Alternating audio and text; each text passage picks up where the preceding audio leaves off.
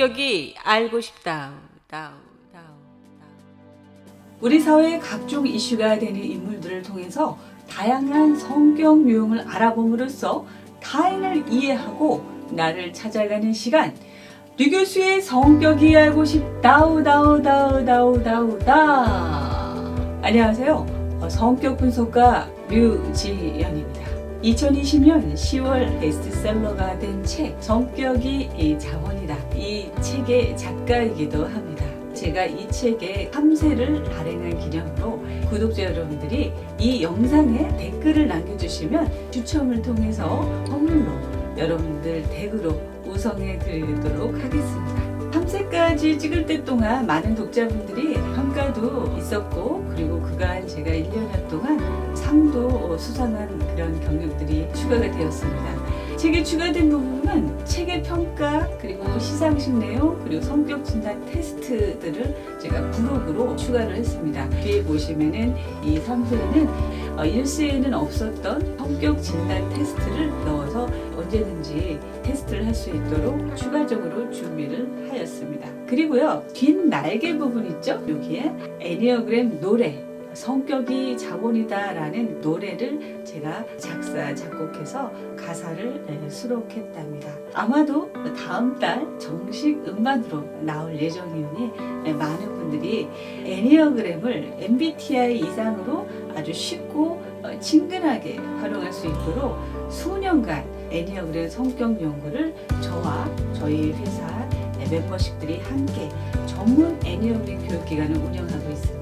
다음 달 3월 15일부터 건국대학교 미래지식교육원에서 이 애니어그램 전문가를 양성하는 과정도 열리오니 참고하시기 바랍니다. 자, 그러면 이 업그레이드되는 3세판 성격이 자본이다 전국 서점에서 많이 구매해서 여러분들 성격 자원을 찾아주시길 바랍니다. 자, 그러면 지금부터 시작해 볼까요?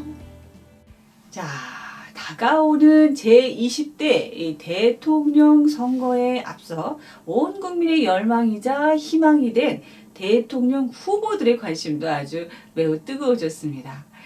저희 방송에서는요, 이러한 열망에 발맞춰서 3주 전이죠.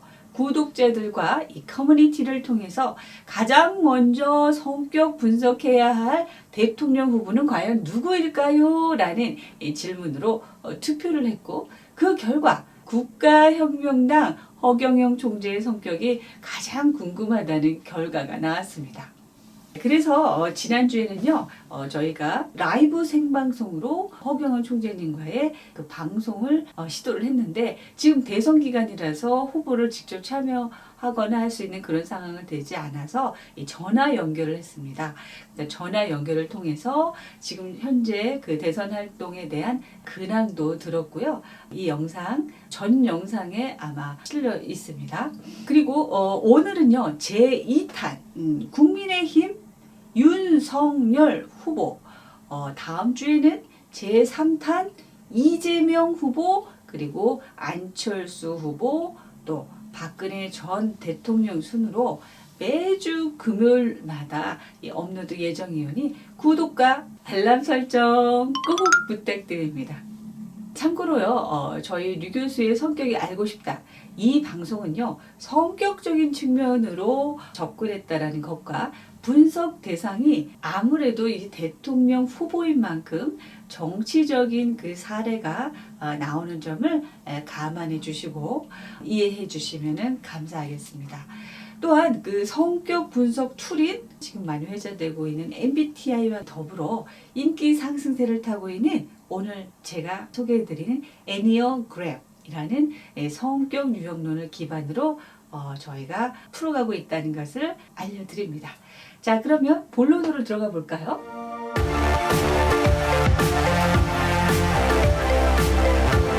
윤석열 후보의 성격이 드러난 아주 유명한 말을 국정감사장에서 이렇게 말을 합니다. 나는 사람에 사람을 충성하지 충성하지 않기 때문에 않는다. 예. 제가 오늘도 이런 이렇게 말씀을 말합니다. 땡땡 의원이 그 국정감사에서 윤석열 후보에게 조직을 사랑하느냐? 혹시 사람에 충성하는 거 아니에요? 이렇게 질문을 해요.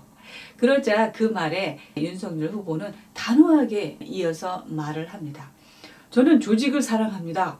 그리고 저는 사람에 충성하지 않기 때문에 오늘도 이런 말씀을 드릴 수가 있는 것입니다. 이것은 조직을 사랑할 뿐 사람에 충성하지 않는다라는 자신의 소신을 밝히는 아주 중요한 발언이었는데요. 여기서 그 윤석열 후보의 아주 강직하면서 심리학 용어 중에 대상화라는 부분이 있습니다. 이 대상화되어 있는 성격이 드러나고 있는데요. 자, 제가 해석하기로는 검사로서의 대상화된 성격이란 무엇인가? 인간의 가지고 있는 주관적인 감정에 얽매이지 않고 행위와 그리고 결과에 대한 아주 객관화된 원칙과 기준으로 삼는 소위 지극히 아주 타자화된 인식화를 말하는데요. 이러한 성격의 사람들은요, 과업지향적입니다. 그래서 이들은 일에 있어서 굉장히 원칙에 따른 기준을 정하다 보니 아주 공정하게 일을 처리할 수밖에 없습니다.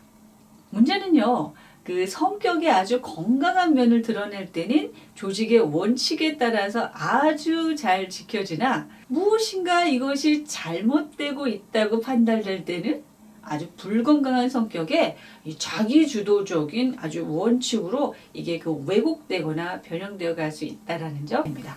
그리고요, 그 자신보다 아주 높은 지위에 상관이 청탁을 하더라도 일반인들과 이 똑같은 법을 적용하고 같은 처벌을 한다는 아주 단호한 성격을 가지고 있습니다. 한마디로 그 원칙이 무너지고 이 상식이 어긋난다고 판단되면 자기가 나서서 뭐예요? 들이박아 버리는 것이죠. 그때에는 그 힘을 쓰는 에너지가 마치 호랑이 용맹스러움과 우리가 이건 딱 봐도 안 될 것 같은데 되게 하는 그 무모함이라 그럴까?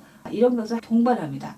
따라서 이런 어려운 난제를 해결하는 해결사 역할을 하게 됩니다. 이러한 성격이 형성된 요인들은요, 기질적으로 타고난 부분도 있고요. 매우 다양한 요인들이 있습니다. 그렇지만 대부분은 그 어린 시절에 우리가 경험하고 부딪히는 일들이 이 성인이 되어서까지 신념을 만들어내는데 많은 영향을 미친답니다.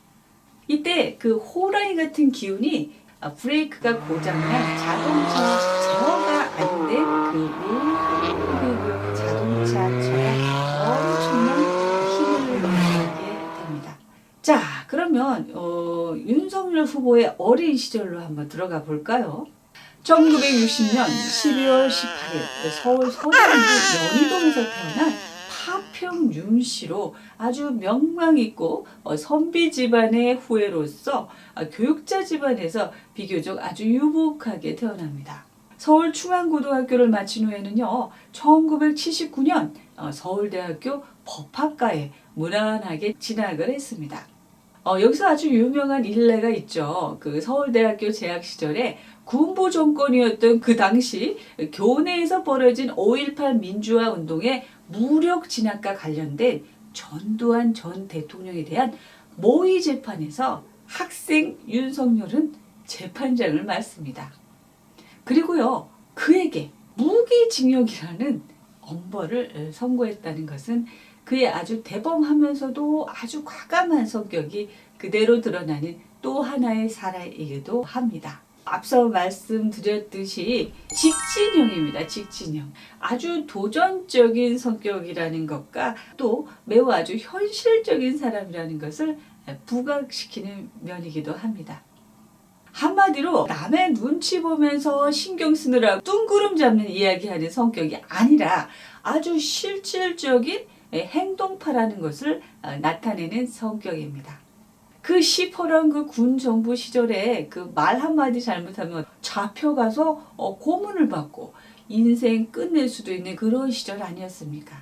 그 당시에 이러한 일은 결코 예사롭지 않게 볼 일은 아닙니다. 조금 더 어린 시절을 접근해 보면 언론에 공개된 이 사진들을 한번 보세요. 우리가 짐작해 볼 수 있는데요.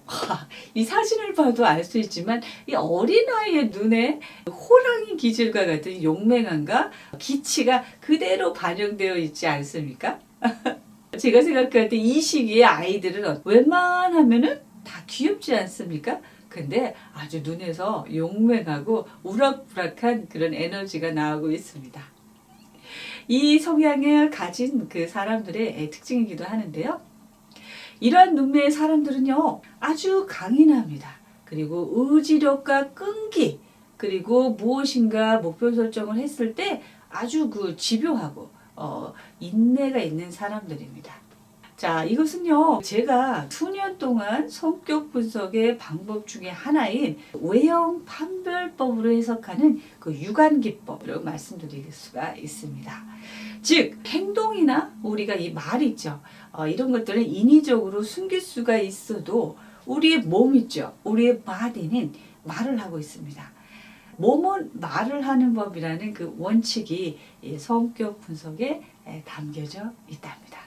아니나 달라요. 무려 그 사법고시를 9번에 도전해서 7전 8기가 아닌 무려 8전 9기 9수 만에 최종 합격을 했다니 얼마나 강인한 의지력입니까?